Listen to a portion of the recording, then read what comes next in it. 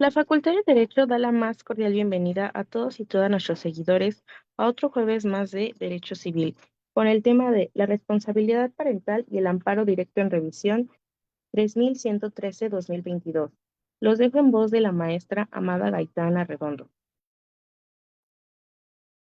Bienvenidos todos a un jueves más de Derecho Civil. El día de hoy, de manteles largos, porque tenemos con nosotros a la doctora Elba Leonor Cárdenas. Elba, bienvenida, de verdad nos da mucho gusto que estés con nosotros. Eh, pues toda una institución del derecho familiar. De hecho, ella sí, maestra de maestras de derecho familiar, porque todas nos podemos dar el lujo de decir que hemos sido alumnas de Elba. Por eso nos da muchísimo gusto, pues, que estés con nosotros, que compartas tus conocimientos, invitarles un poquito de lo que nosotros hemos aprendido de ti a nuestros alumnos, así es que nos da mucho gusto tenerte con nosotras siempre hablando de estos temas tan importantes, en este caso hablar de ese compromiso que deben tener los padres respecto de los hijos, ¿no? Entonces, pues bienvenida. Desde luego que agradecemos a nuestra directora, la doctora Sonia Venegas Álvarez, la posibilidad que nos da de estar con ustedes en este programa, a nuestra queridísima secretaria general Sara Mispalma, también agradeciendo el apoyo que nos brinda, a la maestra Lorena Redondo, porque jueves a jueves nos da la posibilidad de estar con ustedes. Y pues sin más preámbulo, le cedo el uso de la voz a nuestra secretaria del Colegio de Profesores de Derecho Civil, la doctora Yadira Aide Huerta Reyes. Yadi, bienvenida. Muchísimas gracias. Buenas tardes a todas, a todos, a todes. Pues sí, la realidad es que tenemos una invitada que ha sido la maestra de muchos maestros, mi maestra también en lo particular, a quien realmente le he aprendido mucho de materia familiar que además es nuestra materia, ¿verdad, maestra? Entonces, bueno, hablar de las familias, pero además la problemática que encierra cada una de ellas, pues es algo, digamos que muy importante, pero además trascendente y que nosotros tenemos que estar continuando día a día. Me voy a permitir, me dijo la maestra Elba Leonor, fue muy tajante la doctora, ¿para qué lees mi currículum? ¿No? Es mucho. Y yo dije, no, pásemelo. Y entonces cuando me lo pasó dije, ah, caray, sí es mucho, mejor no. Entonces, lo cierto es que es licenciada en Derecho por la Facultad de Derecho de nuestra casa de estudios, es doctora en Derecho, egresada de la División de Estudios de Posgrado de la Facultad de Derecho de la Universidad Nacional Autónoma de México. Sus líneas de investigación, muchachos, para que por favor acudan a ella para sus tesis. Es extraordinaria, ella me está dirigiendo mi tesis de doctorado en la UNAM y bueno, no los quiero espantar, pero es buenísima, sí es exigente, pero así somos, así se debe ser una buena maestra. Sus líneas de investigación es el derecho civil, derecho familiar, y es miembro del Sistema Nacional de Investigadores SNI nivel 1. Por supuesto, tiene cátedra en la Facultad de Derecho en las materias de Historia del Derecho Familiar, Derecho Internacional con relación a la familia y sus miembros, Responsabilidad Civil, Contratos, Personas, Derecho Familiar, Obligaciones, nada más todo el Código Civil, ¿no? Es catedrática de la Escuela Libre de Derecho en Puebla, en el nivel doctorado en la materia de teoría del derecho. Y tiene vasta publicación en todas y cada una de las instituciones, tanto integradoras como protectoras del derecho familiar. Sin más, maestra, querida doctora, bienvenida. Con este además un tema súper importante, la responsabilidad parental y el ADR, el amparo directo en revisión 3113, diagonal 2022, que además ha sido y es muy importante, obviamente, porque marca un parteaguas que además la doctora ha venido empujando, ¿no? En cada una de las sesiones, tanto en cátedra como en todas estas políticas públicas que pues nosotros tenemos que hacer valer, obviamente, en protección, en beneficio de nuestros niños, niñas y adolescentes. Maestra, un abrazo antes que nada y qué bueno que está con nosotros. Adelante, por favor. Muchas gracias, querida Yadira, querida Amada. En primer término, agradecerles esta oportunidad de compartir con ustedes el espacio. Gracias también por esta serie de halagos hacia mi persona. Lo aprecio y lo recibo además con un cariño recíproco. agradecer y con mucho a nuestra directora, la doctora Sonia Venegas Álvarez, por la oportunidad de estar en este jueves de Derecho Civil, a nuestra secretaria general, a Sonia Mispalma, a Lorenita Redondo, que nos ayude en todas las transmisiones. Un saludo, querida Lorena, a nuestro presidente del colegio, al licenciado Miguel Ángel Beltrán, y por supuesto a todos aquellos que nos siguen en estas transmisiones. Especialmente para mí es un gusto porque, bueno, es mi materia, como decías hace un momento, es una materia que estamos tratando de aprender desde hace muchos años. No soy una institución, no me reconozco como tal, pero sí alguien que ha tratado de estudiarla y que busca todos los días aprender un poquito más. Aquí replico al filósofo, solo sé que no sé nada.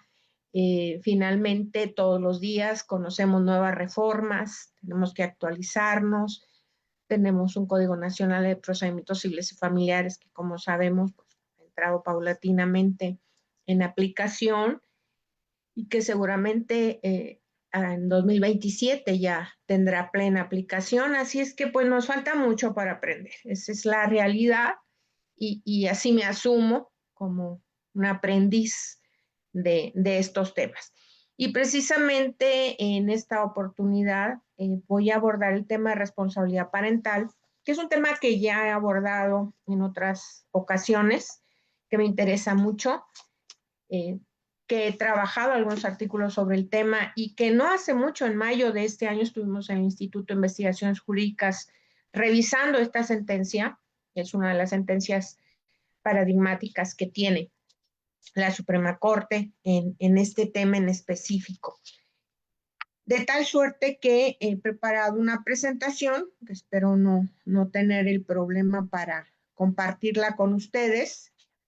Ya saben que muchas veces lo que tenemos con las presentaciones es que como que no funciona muy bien, pero bueno, voy a intentarle de tal suerte que podamos darla a conocer a través de este medio. Por cierto, ahora sí, ya me permitieron, gracias, permitieron compartir campaña. Me dice que todavía no me autorizan a compartir. ¿Habrá posibilidad? Sí, ya, en un momento, doctora. Perfecto. Bien, adelanto un poquito antes de esto. ¿De qué se trata esta sentencia propiamente, este amparo directo en revisión que llegó a la Corte? Pues los hechos son los siguientes. En una situación muy delicada, porque el padre mata a la madre, una niña y un niño quedaron bajo el cuidado de las dos parejas de abuelos, esto es, abuelos paternos, abuelos maternos. Inicialmente, los abuelos habían quedado en común acuerdo en ejercer la custodia sobre sus nietos de manera compartida. No obstante, posteriormente, los abuelos maternos promovieron juicio solicitando la determinación de la custodia a su favor. En primera instancia, la jueza familiar determinó conceder la custodia a ambas parejas de abuelos de forma compartida, pero en apelación la sala revocó la sentencia, concediendo la custodia exclusivamente a los abuelos maternos. Ante esta resolución es que los abuelos paternos interponen juicio de amparo.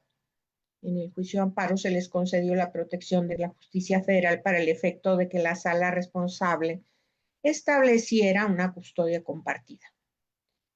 No obstante, los abuelos maternos interponen el recurso de revisión que conoce la primera sala de la Suprema Corte de Justicia, quien resolvió, después de un estudio muy exhaustivo, finalmente confirmar la sentencia recurrida. Esto es una breve síntesis de lo que fue en su oportunidad este amparo directo en revisión, 3113 diagonal 2022. La sentencia es del 9 de agosto del 2023, se publicó el 31 de mayo de 2024. Y como decíamos hace un momento, conoció de este asunto la primera sala de la Corte. ¿Qué es lo que tomó en cuenta la Corte en su oportunidad para emitir la resolución? La sala lo que trató de resolver, lo resumo en 3 puntos. El primero, si la custodia compartida, en oposición a la exclusiva o monoparental, es incompatible con el deber de garantizar la protección del interés superior de niñas, niños y adolescentes y maximizar el disfrute de sus derechos. El segundo problema que atendió, ¿qué factores deben ser valorados por el juzgador para determinar si en el caso concreto la modalidad compartida de custodia es la que mejor protege el interés superior de la niñez? Y tercero, la posible participación del padre de los niños en el homicidio de su madre. Esos son los puntos que revisó la primera sala. Como consideración primordial, la sala atendió el concepto de responsabilidad parental y sus implicaciones en los procedimientos de custodia. Hizo un estudio muy interesante, en primer término, del concepto y desarrollo de la responsabilidad parental, la protección de las niñas, niños y adolescentes en sede jurisdiccional y las implicaciones específicas del modelo de responsabilidad parental en los procedimientos jurisdiccionales de custodia. Abordaremos el primero, que es precisamente el concepto y desarrollo de la responsabilidad parental. Aquí encontramos un estudio muy pormenorizado de lo que es la responsabilidad parental, partiendo de la patria potestad, que es una institución que, como sabemos, es tradicional en los sistemas jurídicos continentales, esto es en nuestra región, y que tiene sus raíces en el derecho romano. Recordaremos que se hablaba de patria potestas y se le reconocía al pater familias un poder omnímodo, un poder ilimitado sobre los descendientes. También hace mención a que esta institución ha evolucionado a lo largo de todos estos años y tenemos cambios significativos. Diría que el más significativo fue el adoptar la Convención sobre los Derechos del Niño en 1989, que nos cambia el paradigma de atención a niñas, niñas y adolescentes, considerándolos ahora ya como sujetos de protección, no sujetos de lástima, sujetos de derechos, no objetos de derechos. Y en esta evolución que tenemos a lo largo de los años, bueno, se destaca el avance que ha tenido Europa en el Consejo de Ministros de Europa en 1979 y posteriormente en el derecho inglés, en donde adoptan los principios de derecho europeo de la familia relativos a la responsabilidad parental.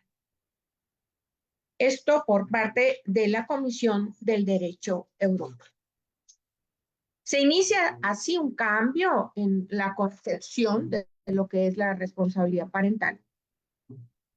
Y se empieza a definir qué es la responsabilidad parental, dejando atrás, insisto, el concepto de poder omnímodo de patria potestad.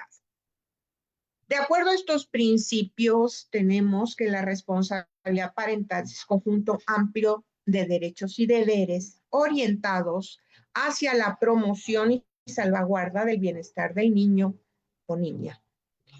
Dentro de todo esto se incluye el cuidado, la protección y educación, mantenimiento de las relaciones personales, la determinación de la residencia y la administración de la propiedad, además de la representación legal. Este concepto concepto, esta terminología específica de Inglaterra, que comentábamos hace un momento que la adoptó, va a difundirse, va a diseminarse a Dinamarca, a Portugal e inclusive en el sistema francés, que la reconoce como la autorité paternal. En Italia tenemos también la responsabilidad paternal que se contempla en el Código Civil italiano. Pero, ¿qué pasa en América Latina? Bueno, en América Latina, como mencionábamos hace un momento, hay una tradición de nuestro sistema que la reconoce como patria potestad. Sin embargo, Argentina, con la aprobación de su Código Civil y Comercial de 2014, vigente a partir de 2015, modifica la terminología y modifica también todo el concepto de lo que era patria potestad para convertirla a responsabilidad parental. Y así le dedica un título específico en este código, que es el título séptimo, que son los artículos 638 al 704 de este código. Textualmente, el artículo 638 establece lo que debe entenderse por responsabilidad parental, y esto para que nos quede claro de qué estamos hablando. El concepto es la responsabilidad parental, es el conjunto de deberes y derechos que corresponden a los progenitores sobre la persona. Perdón, aquí mi familia multiespecie está haciendo mucho. Permita.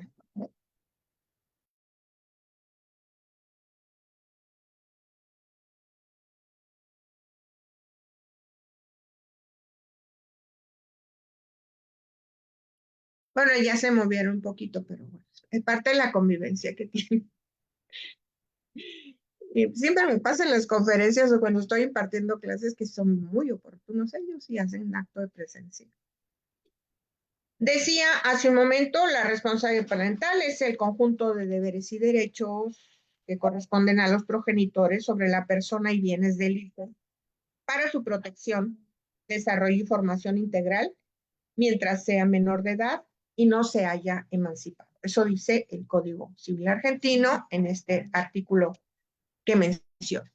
Otro de los países que ha trabajado un poco lo de responsabilidad parental es Colombia.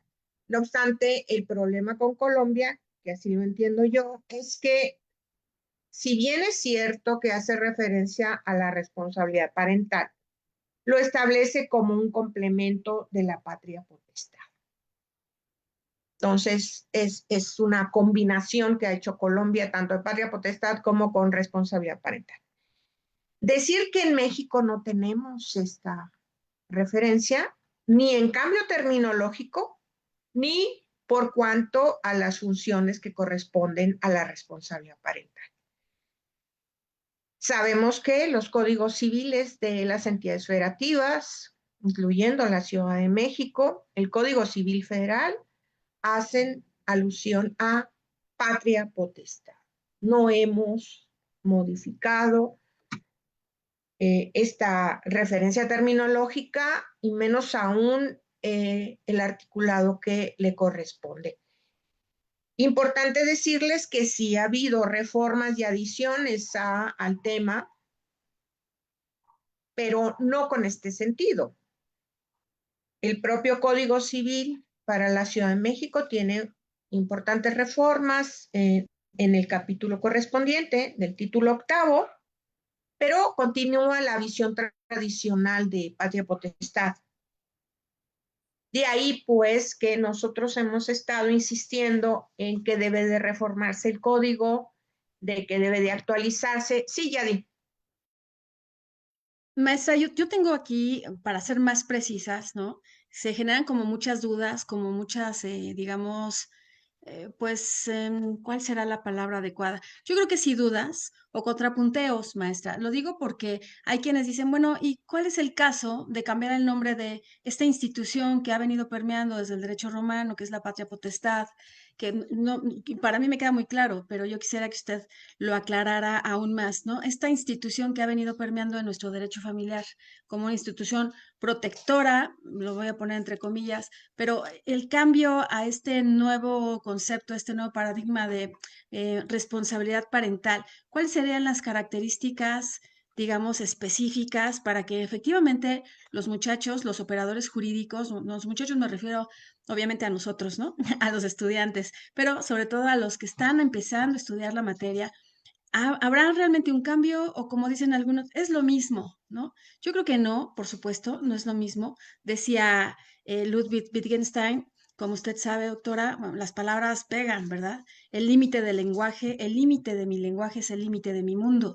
Y si yo no sé, por supuesto, lo que estoy diciendo, cuánto abarca el concepto, pues entonces no tengo yo idea, pero tampoco podré yo abordar, ¿no? La figura específicamente para saber entonces hasta dónde llega el alcance precisamente de esta patria potestad. Entonces, a mí me gustaría, creo que este es el momento procesal oportuno, doctora, para señalar cuál será la diferencia específica, ¿no? O general, como usted lo quiera plantear, para efectivamente oscilar de esta institución que ha venido permeando durante muchos años de la patria potestad a la responsabilidad parental, maestra. Me parece muy oportuna la pregunta, Yadi. En efecto, esto no es nada más un cambio semántico, esto es más de fondo. Y esto es de fondo porque es a partir de la Convención sobre los Derechos del Niño de 89. Y nuestros códigos, como sabemos, vienen de muchos años atrás, con todo y reformas, por supuesto. Y con todo y que en la Ciudad de México continuamente están reformando el código. ¿Cuál es la razón de fondo? La razón de fondo es que en el capítulo correspondiente que comentábamos, habla de obligación, de la patria potestad como una obligación de los ascendientes sobre los descendientes. Y no es una obligación, es una función que se debe de cumplir. Este cambio, esta raíz, tiene que ver, repito, con la Convención sobre los Derechos del Niño. Y tiene que ver también con que en México, con todo el que tenemos Ley General de los Derechos de Niñas, Niños y Adolescentes, que tenemos las leyes respectivas en el ámbito de aplicación de cada entidad federativa. Ahí está la ley, pero no se ha armonizado la legislación con respecto a los principios de la Convención, ¿sí? Y en ese sentido, no ha permeado este cambio, insisto, de asumir una responsabilidad con respecto a los niños, porque hay que cumplir con una función de protección, sí, de crianza que se tiene que dar con respecto a nuestros menores hijos, de orientación en sus derechos, ¿sí? Recordemos que en patria potestad casi siempre se impone la voluntad de los padres sobre los hijos. ¿Cuál es la frase más recurrente en esto? Lo digo yo porque soy tu mamá o soy tu papá. Y por tal motivo me tienes que cumplir tal o cual regla, tal o cual manejo que se tenga con los hijos, ¿sí? Entonces, debe quedar atrás esta imposición que se hacía o se sigue haciendo propiamente. Entonces, hay un cambio o debe de haber un cambio cultural de fondo también en esto, que todavía no permea, todavía no se entiende qué es la convención. Yo cuando abordo el tema de la convención, y tú lo sabes, en clase o en conferencias, siempre trato de cambiar la mentalidad que se tiene de un niño antes de la convención con respecto a la convención después de que esté entre en vigor. O sea, no nada más es un instrumento internacional, magnífico en redacción, por cierto, con todo un listado de derechos sobre lo que debe de ser la protección de los niños. No solo es eso, es entender que es un cambio de paradigma, de fondo, ¿sí? Y es algo que también, desafortunadamente, el Estado no ha entendido, porque de los cambios que tenemos derivados de la convención está el hecho de que todos asumimos la responsabilidad del cuidado y protección de los niños, no nada más los padres. Entra la sociedad en su conjunto, la escuela, según las edades, por supuesto, y el Estado, que debe de dar, a falta de padres, debe de dar protección a esos niños que no tengan padres. Que si hay abuelos, como es el caso concreto, y por eso lo interesante de esta resolución, que la Corte se tuvo que meter a estudiar la responsabilidad parental. ¿Por qué? Porque la patria potestad, tal y cual está regulada, no respondía a lo que la Corte quería arribar a conclusión. ¿Sí? O sea, la verdadera protección, y en eso terminó la Corte su sentencia, es por ambos abuelos, una custodia compartida porque ambos podían brindar la protección a los niños ante la falta de progenitores. La señora murió y el señor está en la cárcel. Entonces, ¿quién cuida a esos niños? Afortunadamente tenían sus abuelos, tanto paternos como maternos, pero como sabemos entran las disputas entre ambos. No, yo me quiero quedar con los niños, dicen los abuelos paternos, dicen, no, yo quiero los niños, los abuelos maternos. Entonces, por eso este caso específico. Ahora, la Corte en los últimos años, no digo recientes, pero sí en los anteriores, ha tenido que realizar estudios de este tipo porque la legislación no los prevé para poder atender los casos concretos. Por eso se habla de una constitucionalización del derecho de familia, porque la Corte ha entrado o entró en su oportunidad a interpretar los artículos constitucionales para poder brindar, por ejemplo, la protección al interés superior del niño con base en el artículo 4 constitucional. Pero ¿eso qué implica? O sea, la Corte en varios asuntos ha tenido que revisar y con mucho, no solo la Constitución, sino los tratados internacionales y por supuesto que es la Convención sobre los Derechos del Niño, la aplicable. ¿Sí? ¿Por qué? Porque nuestra legislación, insisto, no es armónica con los principios de la Convención. Y no sé si con esto contesto tu pregunta, Yadira, porque, insisto, y es el estudio que realizó la Corte, se adentró, por ejemplo, en el artículo 5 de la Convención, y lo voy a leer para mayor referencia. Los Estados partes respetarán las responsabilidades, los derechos y los deberes de los padres, o en su caso, de los miembros de la familia ampliada o de la comunidad, según establezca la costumbre local, de los tutores u otras personas encargadas legalmente del niño de impartirle, en consonancia con la evolución de sus facultades, dirección y orientación apropiadas para que el niño ejerza los derechos reconocidos en la presente convención. ¿Sí? Este es un artículo fundamental que reitera la sentencia de la primera sala, el artículo 5. O sea, son responsabilidades las que deben ejercer los ascendientes. ¿Sí? Sí, sí, por supuesto, maestra, pero además me permitiría abonar, a ver, ¿usted qué opina? Sí, responsabilidades, sí, deberes, ¿no? Que tenemos como progenitores, como ascendentes en segundo grado, estoy hablando de los abuelos paternos o maternos si es que existen, pero también me parece que tendremos que irnos quitando esta idea, precisamente por eso hacía esa hincapié, maestra, de la patria potestad, ¿no? Como se venía pensando que es decir, el poder sobre los hijos, ¿no? Y usted puso un ejemplo muy claro, el más sencillo, el que siempre decimos se nos escapa, ¿no? Por mucho que estudiemos, por mucho que estamos constantemente con estas instituciones, a veces decimos, hazlo, ¿por qué? Porque soy tu madre, porque soy tu padre, porque aquí mando yo, ¿no? Y porque además soy tu madre, tú eres mi hijo y tengo un rango superior a ti.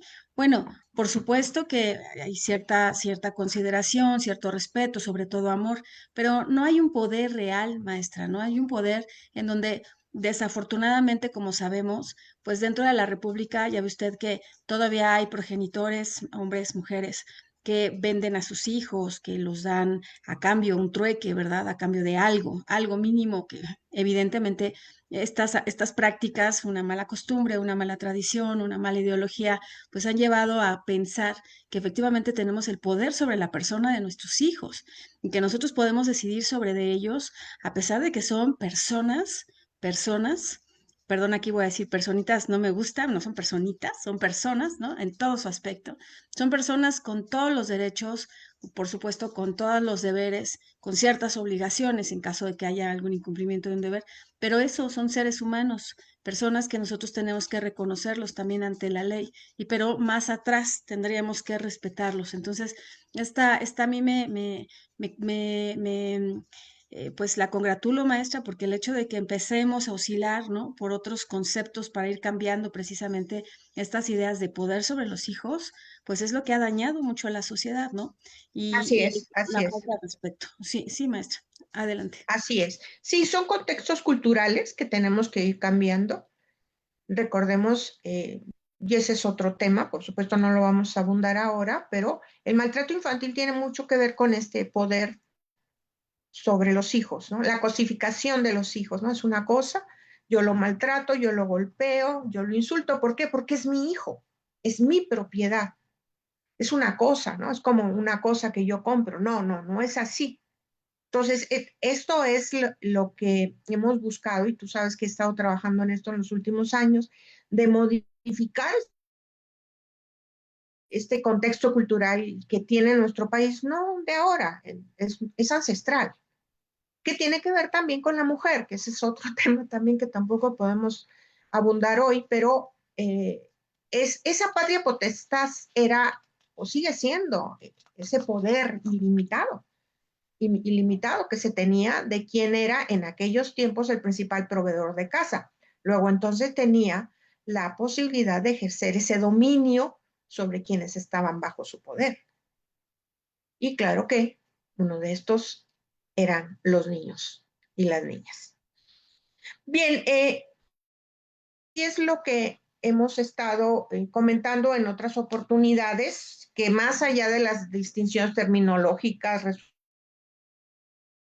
esta visión tradicional de una relación paterno-filial en la que los padres les corresponde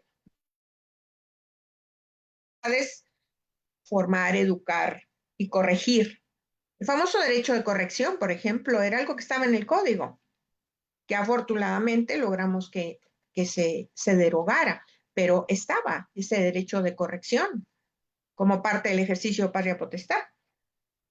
Y por ello la importancia de esta resolución, de esta sentencia, donde la Corte revisa precisamente esta interpretación tanto de la Convención sobre los Derechos del Niño como de los preceptos constitucionales, y le da en sede jurisdiccional un respaldo precisamente a que el interés superior del niño es el eje rector y criterio de interpretación y aplicación en todos los casos en los que se ven involucrados los niños.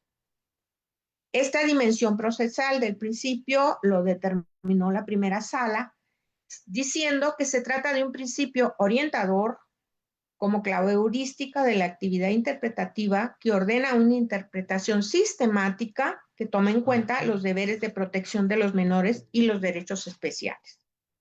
La primera sala señaló que si bien en algún momento llegó a sostener que los niños y adolescentes no tienen carácter de parte procesal en los juicios que pudieran afectar sus intereses, en esta resolución de amparo este criterio se abandonó para reconocer el interés jurídico de las niñas, niños y adolescentes en estos procedimientos.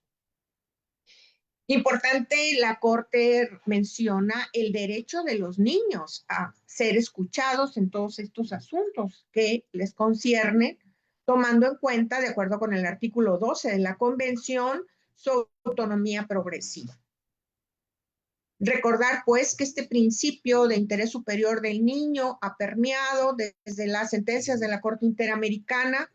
Recordemos, dentro de estos casos y sentencias de la Corte Interamericana, caso de Atala Rifo contra Chile, por ejemplo.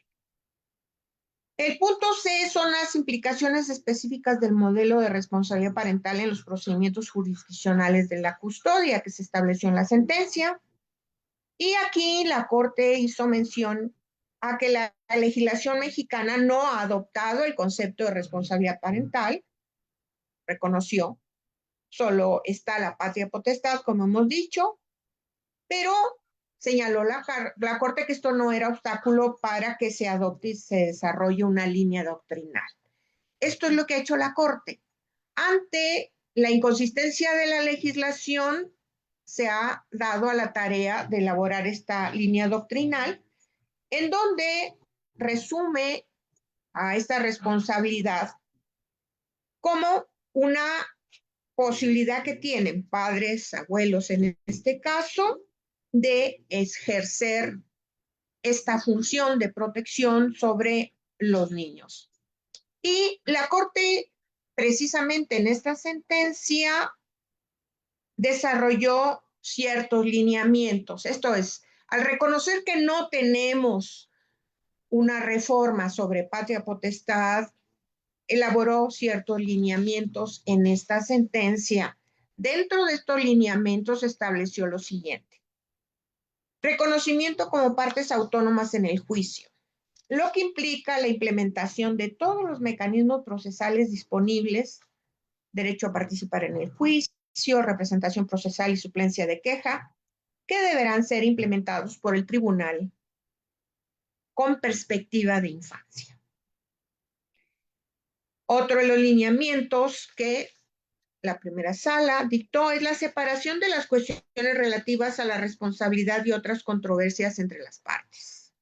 Se refiere a que aún a que se llegara a sustanciar en el mismo procedimiento, el tribunal debe analizar un ejercicio sistemático y escrupuloso para separar las dos clases de controversias, de tal manera que los intereses de niñas, niños y adolescentes no se vean soslayados o subsumidos dentro del conflicto existente entre los titulares de la responsabilidad parental.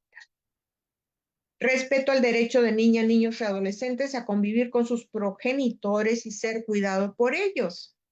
Atendiendo a la convención, las niñas, niños y adolescentes tienen derecho a conocer y ser cuidados por sus progenitores y no deberán ser privados de las relaciones personales y de contacto directo, salvo que sea contrario a su interés superior. Lo que implica respetar la presunción de idoneidad que tienen estos por encima de otras personas. Esto de conformidad con los artículos 5 y 9. Arribo a las siguientes conclusiones. La Convención sobre el Derecho del Niño, como hemos dicho, que se adoptó en 1989, trajo como consecuencia no solo hacer visibles a las niñas y a los niños, sino cambiar el paradigma y reconocer a la infancia y adolescencia como sujetos titulares de derechos humanos y no como objetos de derecho. Segundo, la Convención ha representado el replanteamiento de varias instituciones, como los deberes del Estado hacia el niño, los deberes de la familia hacia los niños y las obligaciones del Estado hacia la familia. El artículo 5, que ya leí hace un momento, nos da pues una pauta muy clara de lo que son responsabilidades. Por su parte, el artículo 18 señala que es responsabilidad primordial de padres y madres la crianza de los niños y niñas y es deber del Estado brindar la asistencia necesaria en el desempeño de esta función. Subrayo, función. Concluyo que la responsabilidad parental que refiere la Convención sobre los Derechos del Niño representa una función, un ejercicio en beneficio y cuidado de respeto y protección a los derechos de niñas, niños y adolescentes, dejando atrás la concepción de un poder sin límites que se ejerce bajo el esquema de patria potestad. La sentencia mediante la cual se resolvió el amparo directo en revisión 3113/2022 reconoce esta función primordial de los progenitores y en este caso específico de los ascendientes en beneficio de los hijos para brindarles protección, educación que requieren para su formación integral.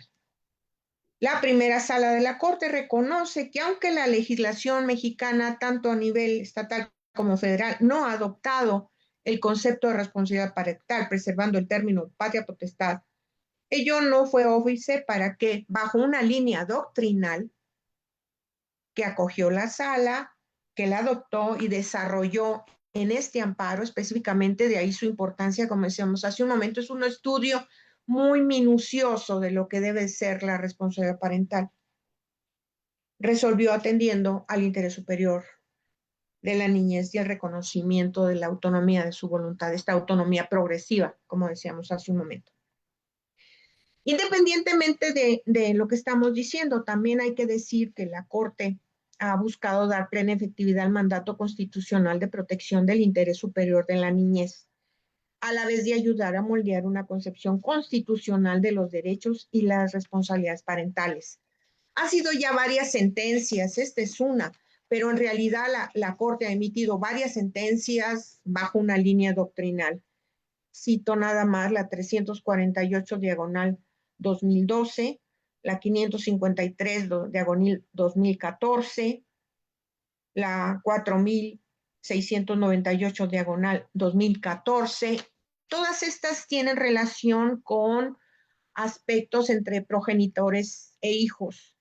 Y la Corte en este aspecto ha buscado dar sentido y alcance de lo que puede ser la responsabilidad parental en sustitución, insisto, de la denominada patria potestad en nuestros códigos.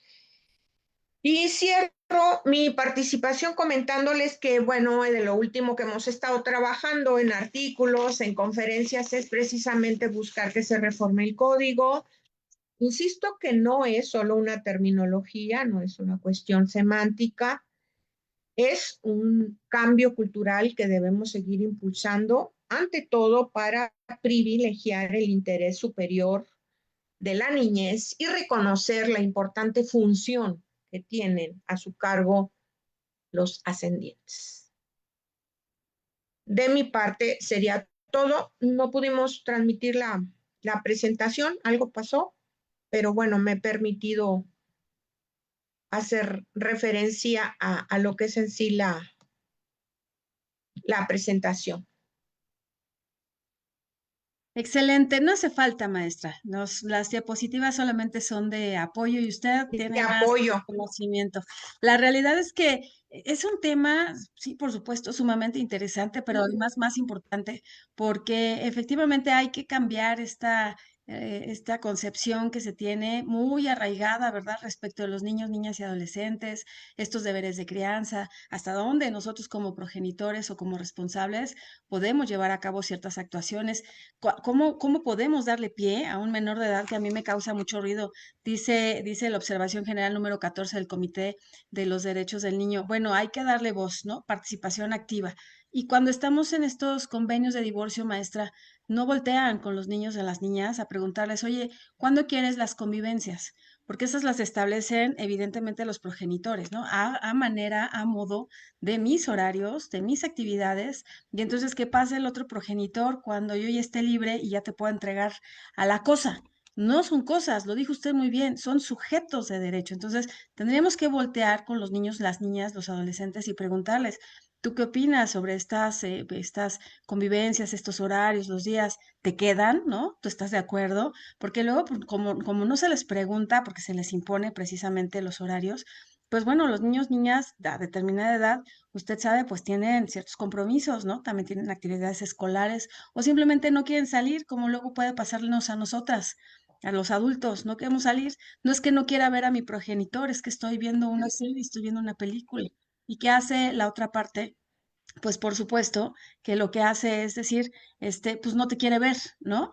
No, no es que no quiera ver al otro progenitor, es que tiene otras actividades. Por eso la participación activa que acertadamente marca la Corte desde la Interamericana, desde las observaciones que hace el comité. Entonces a mí me parece, tenemos que seguir, perdón la expresión, maestra, me va a regañar al rato, pero hay que seguir macheteando, ¿no? Con todos estos conceptos, porque efectivamente si no les queda claro a los operadores jurídicos, que somos nosotros, menos a la sociedad en general, ¿no? Maestra Amada, perdón, maestra, doctora.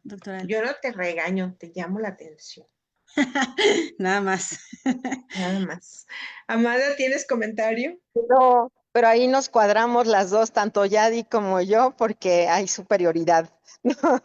Y no es ejercicio de la patria potestad. ¿No? Pues yo creo que sí tenemos que seguir insistiendo, como bien lo dice doctora, en el hecho de que tendríamos, yo creo que este término de responsabilidad parental, adicionalmente, de alguna manera creo que baja un poquito el nivel de lo que es lo jurídico y crea más conciencia de lo que realmente tendríamos que estar haciendo como padres, porque creo que no nos ha quedado claro que tenemos la responsabilidad de educar en principios, en valores a nuestros hijos para posteriormente integrar a la sociedad seres humanos íntegros que sean útiles para esta sociedad en la que estamos viviendo, porque mucho de lo que estamos viviendo en esta sociedad está ligado directamente al hecho de que nosotros como padres, como familia, no estamos cumpliendo con nuestra función. O somos muy permisivos o somos muy restrictivos y no estamos brindándole la oportunidad a nuestros niños de tener un sano desarrollo. Nos estamos quedando muy cortos y creo que tendríamos que ver qué es lo que estamos haciendo mal como padres y mejorar. Desde luego, dicen por ahí que no nacen los niños con un manual de operación, ¿no? Pero para eso existen las escuelas para padres y yo sí los invitaría a que fuéramos tomando nuestra responsabilidad como padres, asumirla y hacer que nuestros hijos sean mejores seres humanos de lo que somos nosotros. Muchas gracias, maestra Yadi. Amada, yo nada más quisiera agregar, tú y yo lo hemos comentado en otras oportunidades, en otros eventos inclusive, en el que he tenido el gusto de participar contigo, que a nuestros niños les falta mucho amor. Tú y yo lo hemos comentado, la problemática social que tenemos en este momento, y no voy a abundar más porque ahí están las noticias cotidianas de qué están haciendo nuestros niños, nuestros adolescentes. Y yo nada más dejo como participación final pues una de mis anécdotas que tengo, que me marcó mucho. Cuando nosotros estábamos trabajando la Ley General de Derechos de Niñas y Adolescentes, la de 2014, en esa tuve la oportunidad de trabajarla, no en reformas posteriores. E hicimos una reunión con nuestros niños para preguntarles qué querían que se incorporara en una nueva ley, porque esto venía a cambiar, es una ley que atiende los principios de la Convención sobre los Derechos del Niño que estoy citando. Y bueno, hubo varios comentarios, algunos no, incorporan que tenemos derecho a que nos eduquen y que no nos golpeen, y etcétera. Toda una serie de propuestas. Y uno de los niños levantó la mano y me dijo, no, ¿y no pueden poner en la ley que tenemos derecho a que nos quieran?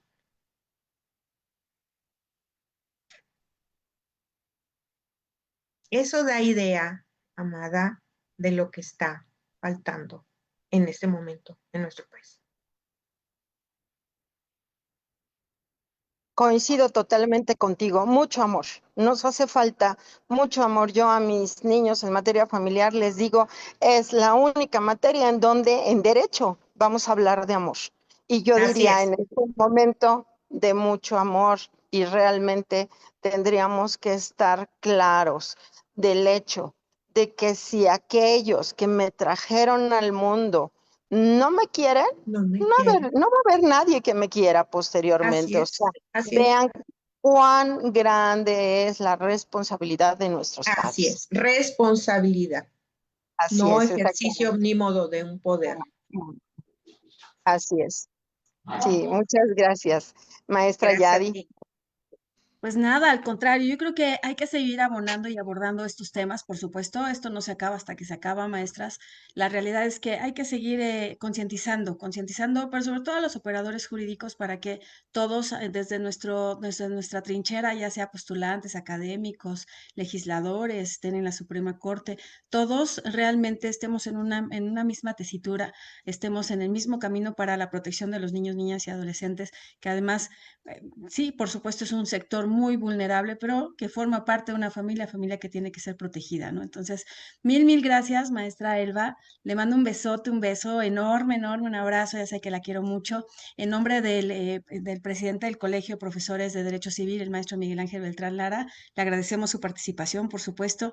Le mando un beso a la doctora Sonia Venegas, que dicen que es de ser bien agradecido, ¿verdad? De ser educado, ser bien agradecido.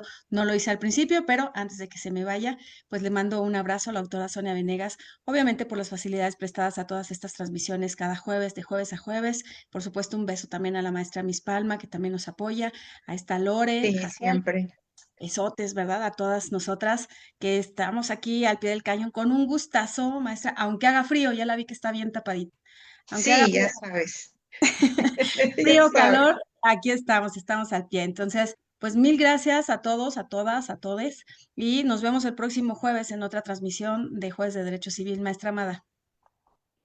Es un gusto. Muchísimas gracias. Pues nos vemos hoy por la Viva. tarde en Contrafirma con nuestro querido maestro Vicente Solís Arana en nuestros jueves del Colegio de Profesores de Derecho Civil. Muchas gracias a todos. Hasta luego. Gracias, un abrazo. Gracias a ustedes. Hasta luego, buen día.